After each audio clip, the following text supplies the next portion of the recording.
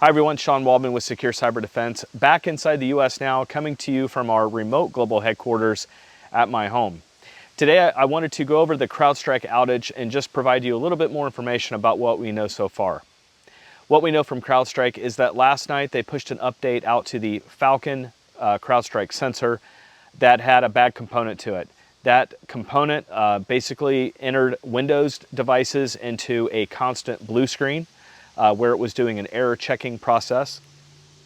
Crowdstrike pretty soon after the outage acknowledged that this had happened. The CEO had also posted an update on Twitter and they provided a fix as well as a workaround.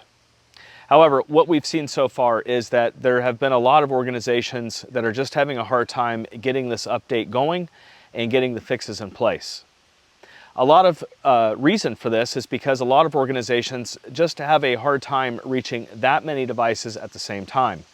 Remote access to many devices and devices that are in a constant boot cycle will likely have to be manually touched. There has also been a lot of information about BitLocker devices that have BitLocker encryption on the Windows devices having issues where the encryption key wasn't able to be found.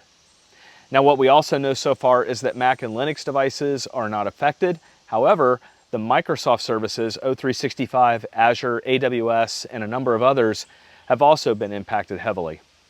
Why? Well, because a lot of remote desktops are done inside of cloud environments. Azure experienced a pretty heavy update or a pretty heavy outage, as well as AWS. So this is something that you also have to keep in mind. Now, the last thing I wanted to talk about was, we don't throw rocks in glass houses. This is definitely something that could have happened to just about any vendor. And the only thing I can say right now is, in the future, how can organizations avoid situations like this? It's not necessarily avoiding Crowdstrike. This is certainly going to be a reputation hit for them. And we're also going to have to see the billions of dollars that have been impacted globally for loss of time, loss of product, and what outfall or what downfall this is going to take over time, how it's going to impact Crowdstrike. The only thing I can really tell you is to monitor your vendor. Make sure that you have good disaster recovery processes. Make sure that you have good manual processes. Make sure that you have things in place where you can access devices remotely in large scale, push updates in large scale. Make sure that you can not only update these devices remotely, but if they're in a constant boot loop, this may be some type of out-of-band thing that you have to use in order to access your device outside of the Windows operating system.